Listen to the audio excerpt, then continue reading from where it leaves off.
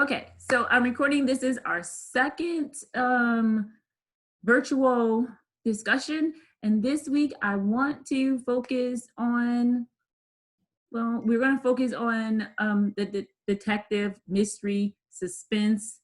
And I just want to, I guess, apologize a little bit if you're looking at my inconsistency of using terms, because in the course, I call this crime/detective mystery, but then it's also suspense. So just bear with me and let's embrace the fact that popular fiction is a little slippery when it comes to terms.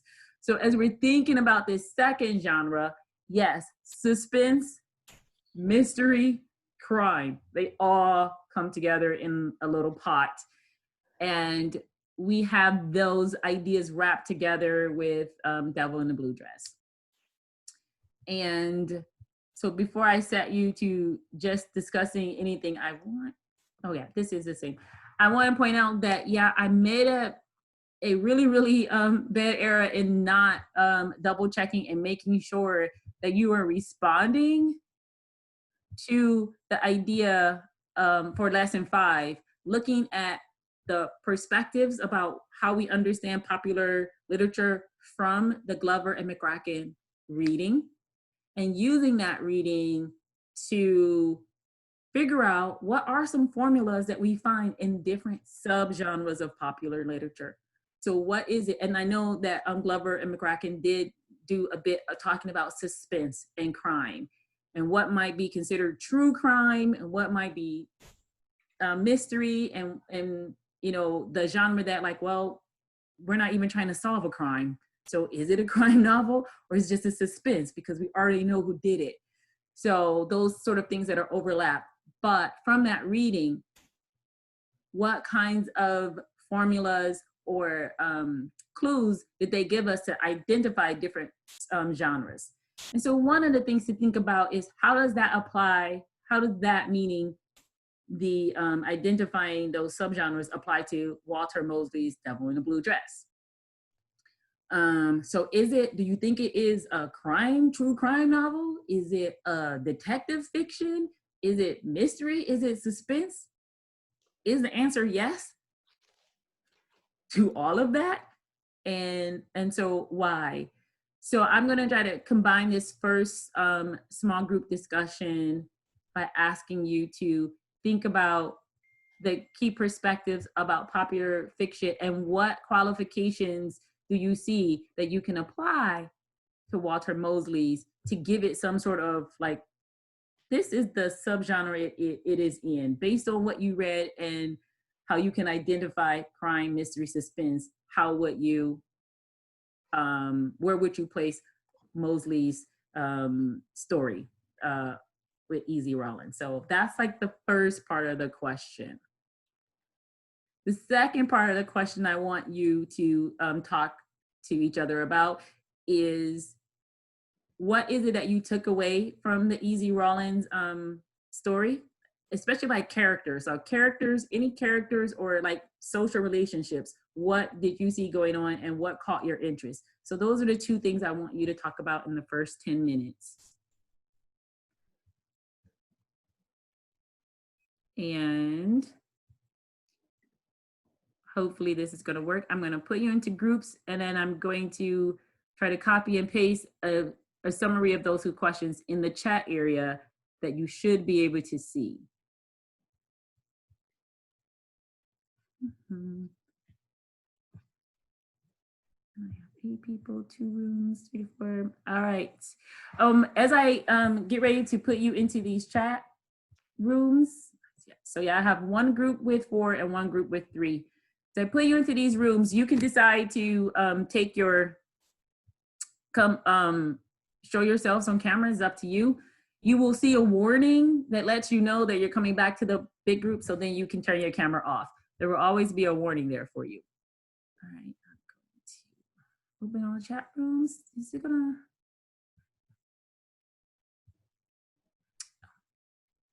Okay, meet each other starting, it should happen now. Join. You should get an invitation to join.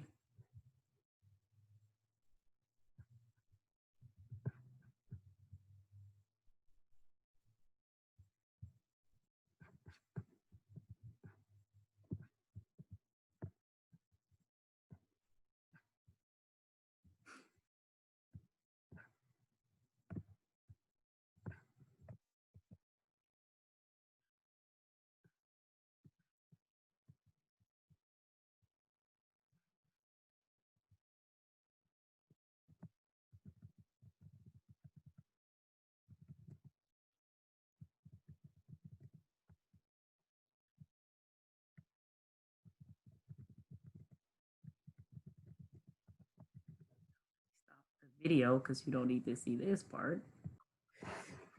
Okay, people are coming back from that brief 10-minute chat.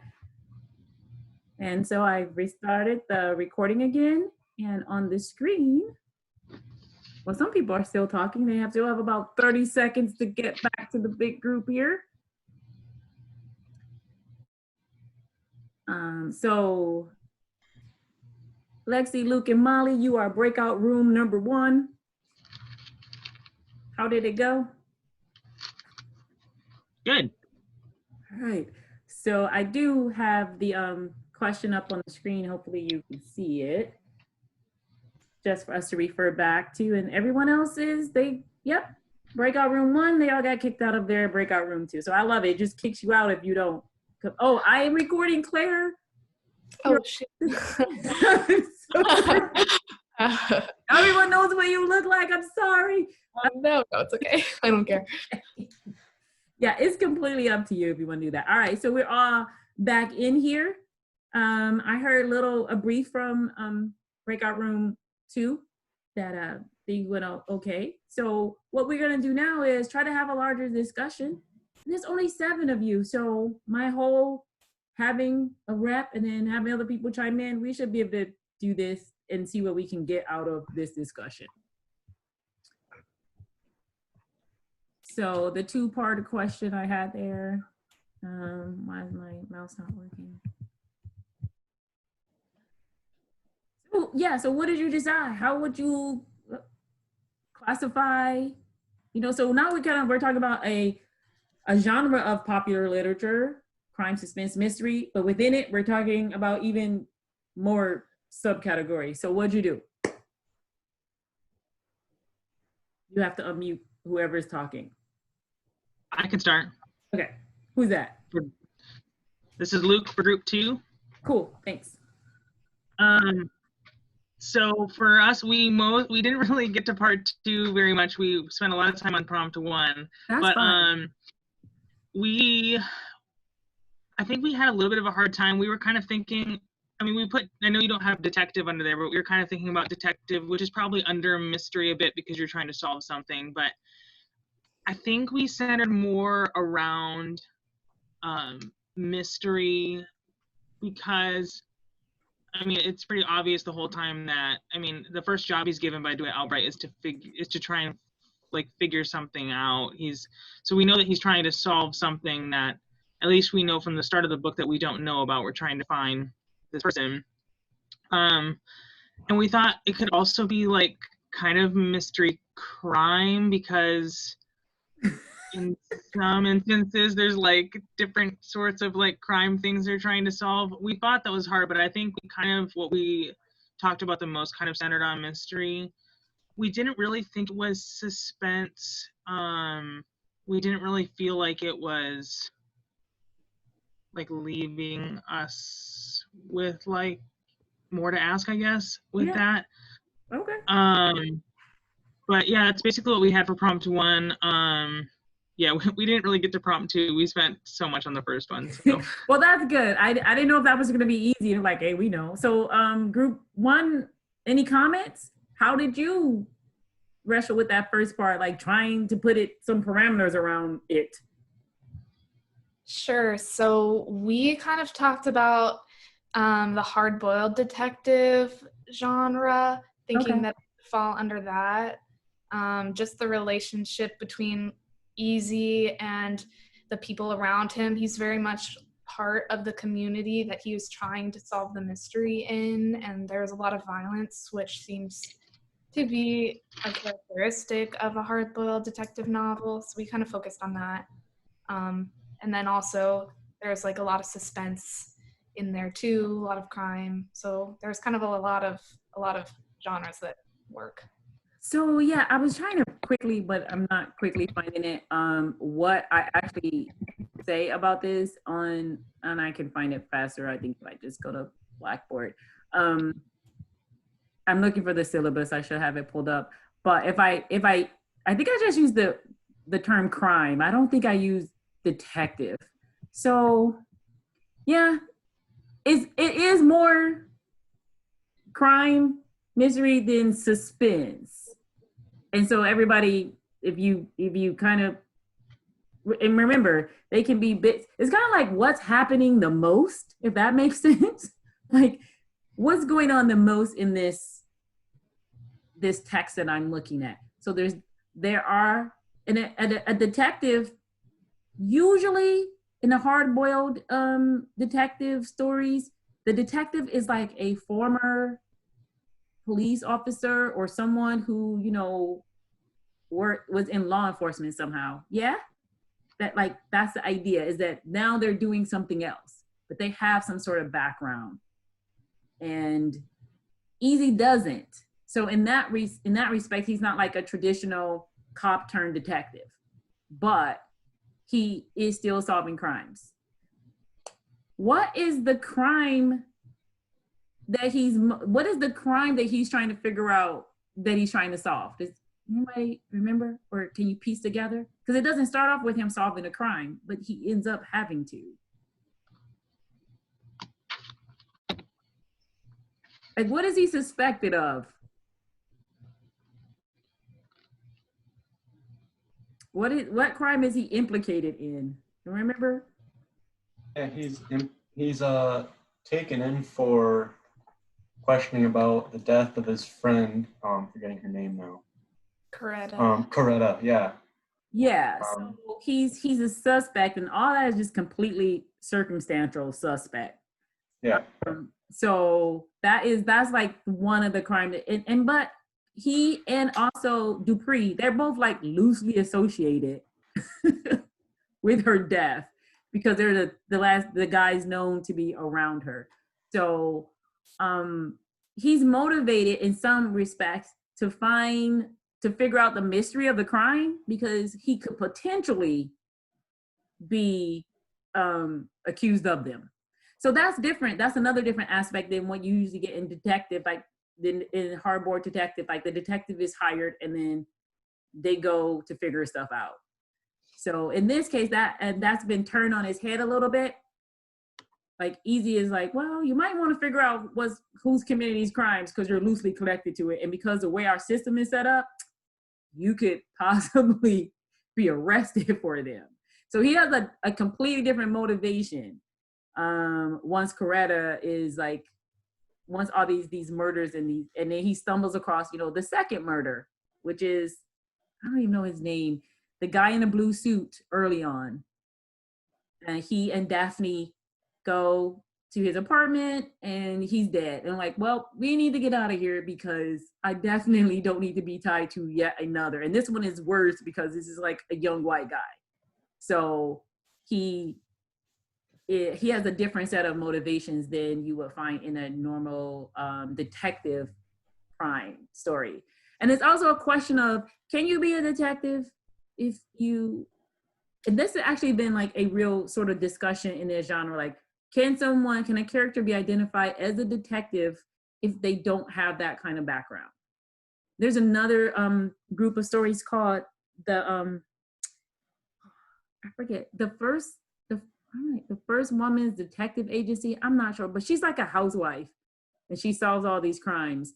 And the popular media, popular literature is like, can she really be, since she's just a housewife? And I'm like, well, yeah, because she does everything a detective does. So these writers are putting different people in this role in different, from different backgrounds and different reasons for wanting to solve crimes. But it's like, yeah, that mold is sort of broken, that you don't have to be the once upon a person with these special skills to now do this work. So I say a lot to just come back to, it's detective fiction, it's crime, and it's more mystery. Because you too, did anybody figure out who killed Coretta before he did, like along with him? Do you think as you read, do you think Mosley gives you enough clues to figure it out along with the main character? Yeah, I think he gave us enough clues because he talked about how Joffrey was an ex-wrestler and how he could have beaten someone to death if he wanted to. So yeah, and that also depends on how interested you are in this kind of writing, because that's another way to bring your audience in. People who read detective and mysteries, like they like trying to figure stuff out. So and that's another way that you can actually see how well crime or mystery is put together, is how is it something that's actually allow the audience enough information to try to figure it out along with?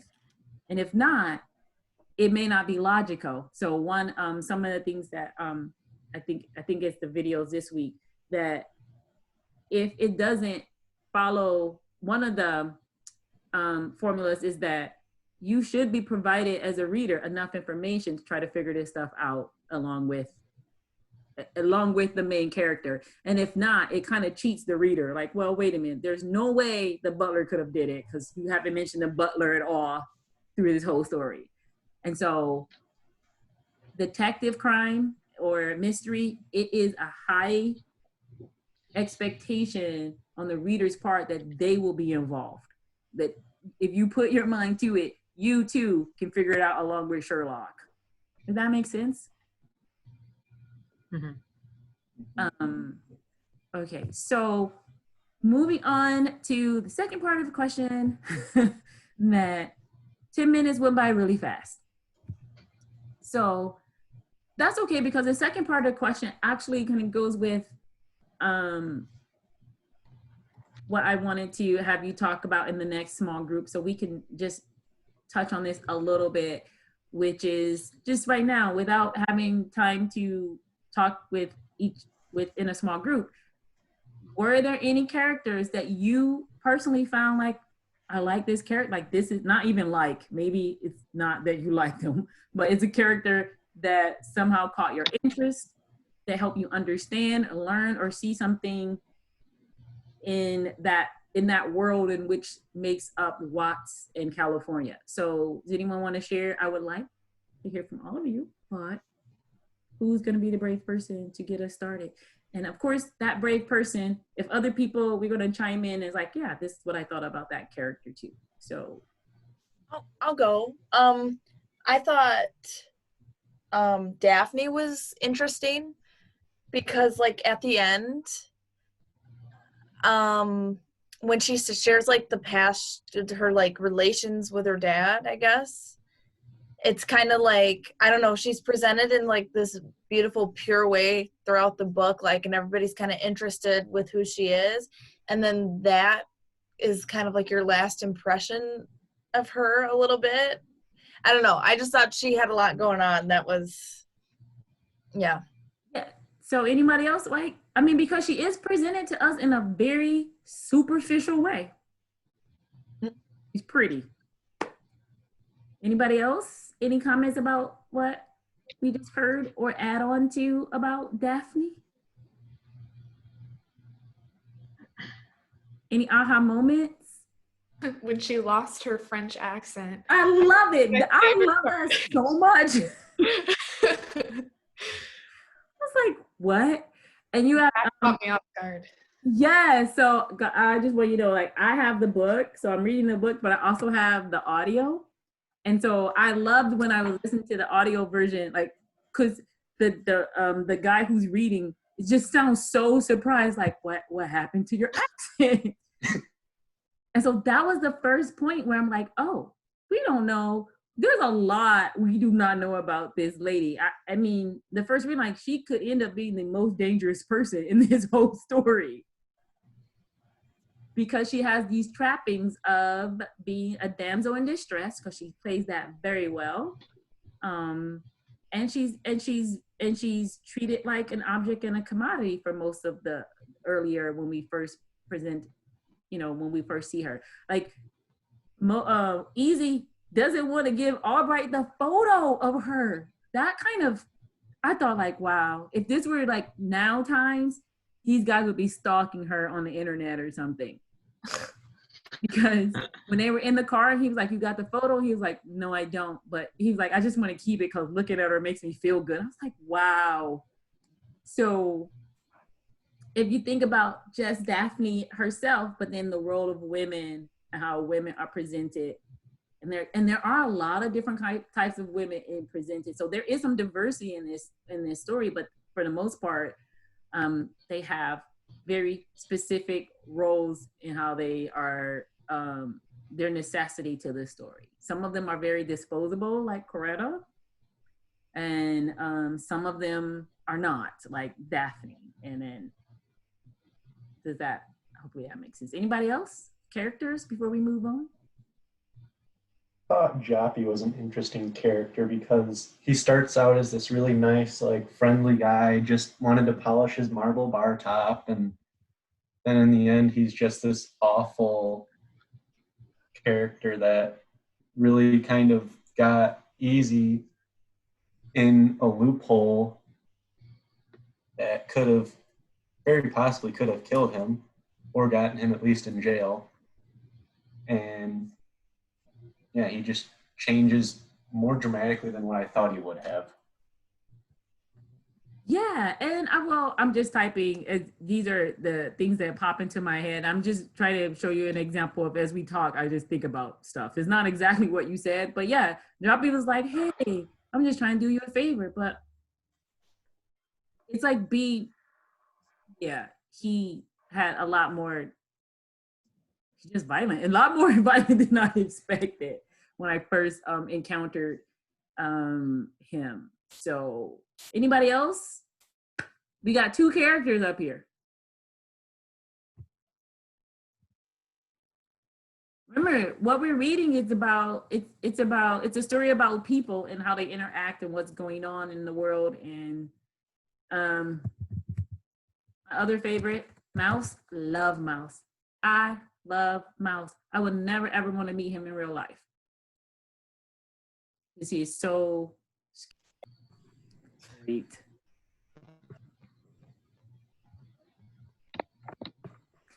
My internet cut us out and then came back. Are you all there? Yes. I believe so. Okay. One person was lost and I just let that person back in. So I'm pretty sure it's not recording. But I was throwing Mouse out there as another possible.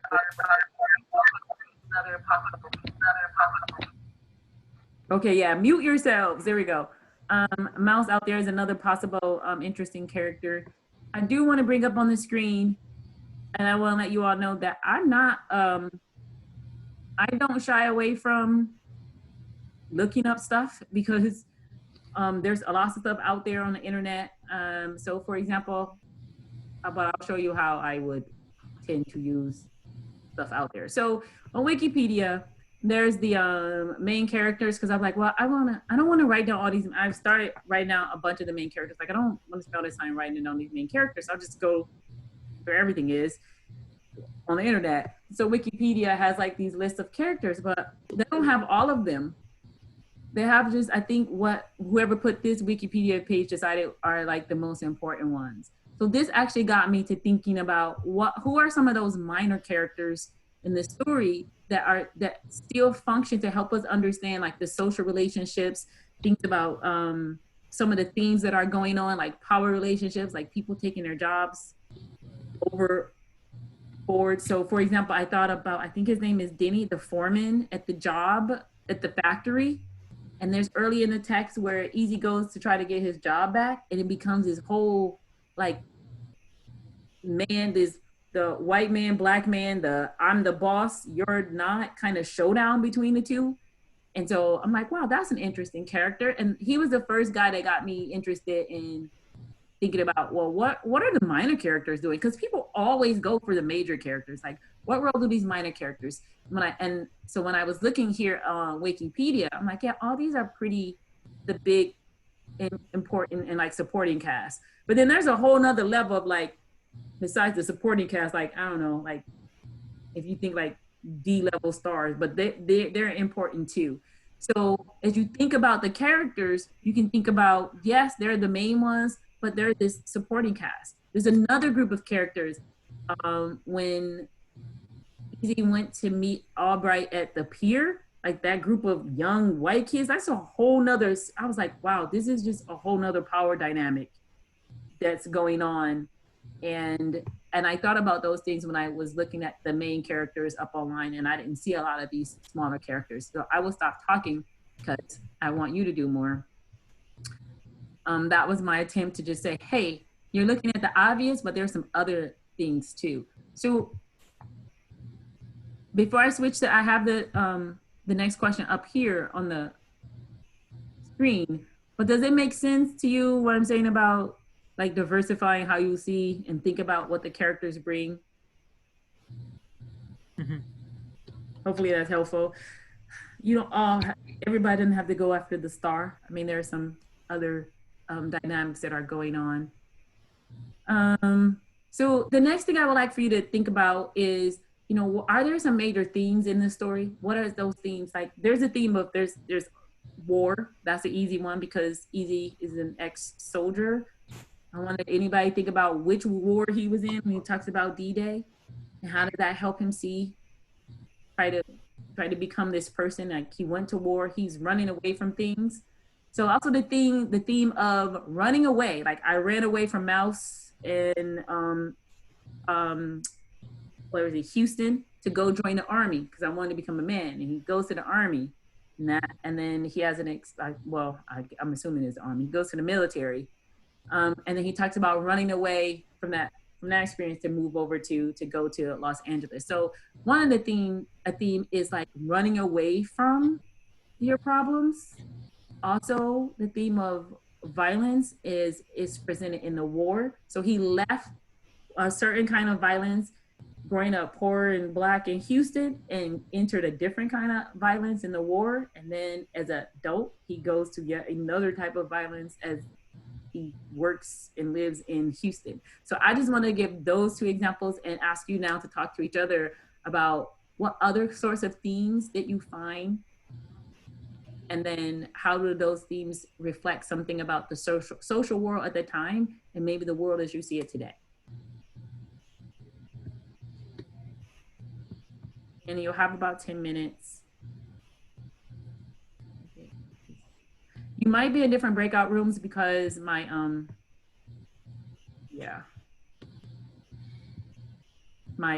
internet cut out.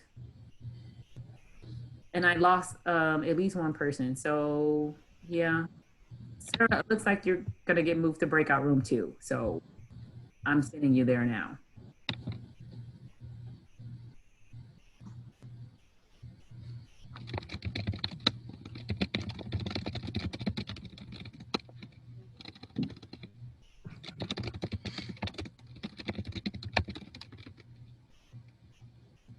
Luke, did you not get a breakout room? It doesn't look like I did. For some reason, it just left you. Okay, I'm gonna try to add you to a room. I'm like, why is he still here? That's okay. I got dropped out of it. Yeah, my internet did that. It cut out and then came back. Okay, so just bear with me. That's okay. And I will stick you into a room. Yeah, it wiped out everything.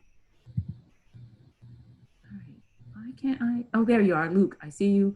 Assigned to. Were you in room 2 last time? Yeah. Okay, that's what I'm sending you now.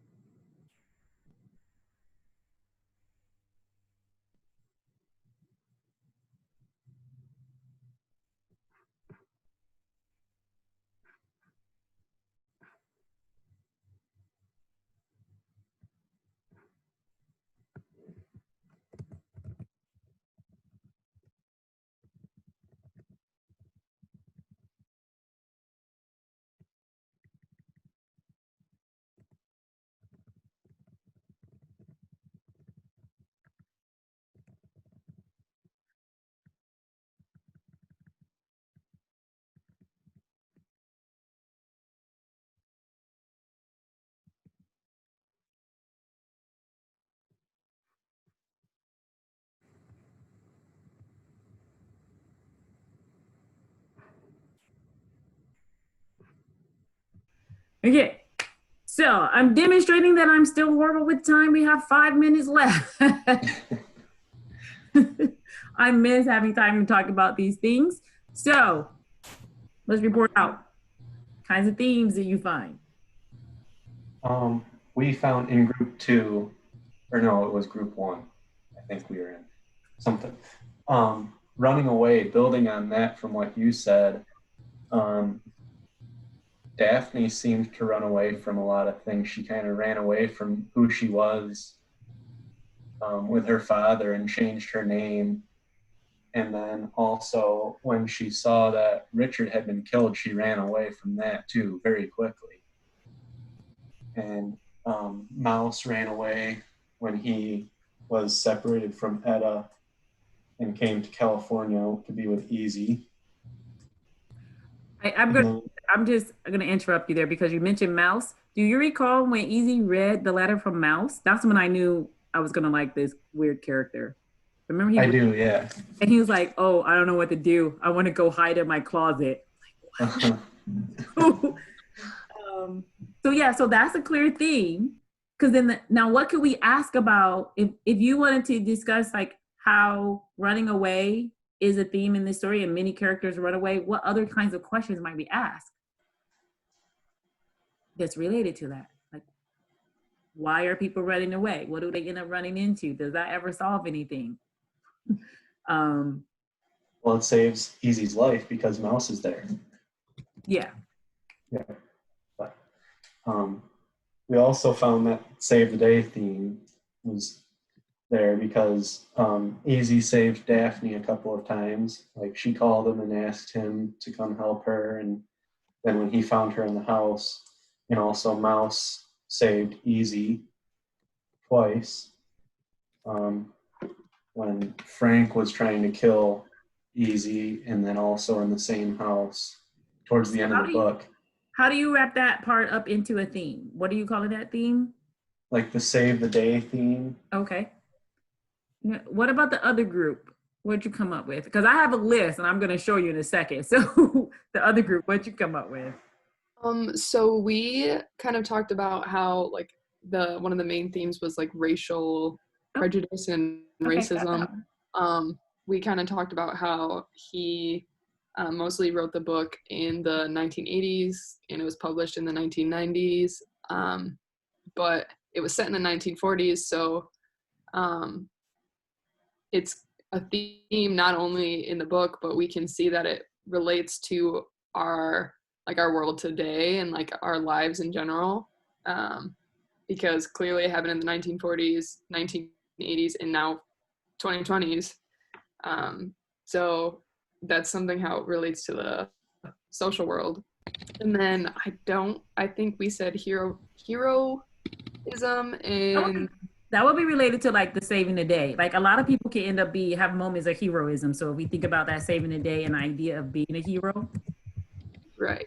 There's not any one hero in here. People are flawed in this text. Like Mouse is scary, but he ends up doing pockets of actions that turn out to be good for other people. He does a lot of bad. So something you said earlier when you talked about running away. So these are some of the, and there's a whole bunch. You can just, there's a lot, it's not like an exhaustive list of possible themes, but they combine with each other. So that idea of running away. So as a society, we haven't done a good job with racial prejudice. In the text, we see it in the text, we will run away with, and we're still dealing with these things today. So these may be individual like themes, but they overlap too. If that, I want you to think about how it's not just one thing going on. So one of the most disturbing things for the book for me was the pedophilia with the little boy. I was like, I remember that scene a lot. I mean, Easy is earlier in the text after he gets dropped, the police say he can leave and he gets picked up. He immediately talks about what he sees is happening. And the reason I knew I really liked Easy because Easy said, I couldn't say anything at that moment because I couldn't do anything at that moment. So I was like, at some point he's gonna come back. He's gotta save this kid. So I was like, what is going on? But so this is like a list of those different, are things, this is not very unlike the horror genre where the horror deals with fear. We deal with fear a lot. Well, the literature we're looking at in general, they also deal with everyday issues that we have. They're in the text. And it's a place where we can explore and figure out and see how, through characters, people manage them. We're now at 6:01. We're out of time. I ran way over this time. Thank you for those who remained. I don't know. I guess I'll just post this list if this is helpful, if people want the themes that we sort of came up with. I'll just post those in the discussion board area along with this this video. So if that's helpful for anyone, it'll be there, even though you were here. The people who are going to remain on at this point, I'm going to turn off the video, and assuming that you're remaining on because you're going to talk about some other stuff or just whatever, and I won't record that part. So I'm going to stop this video now.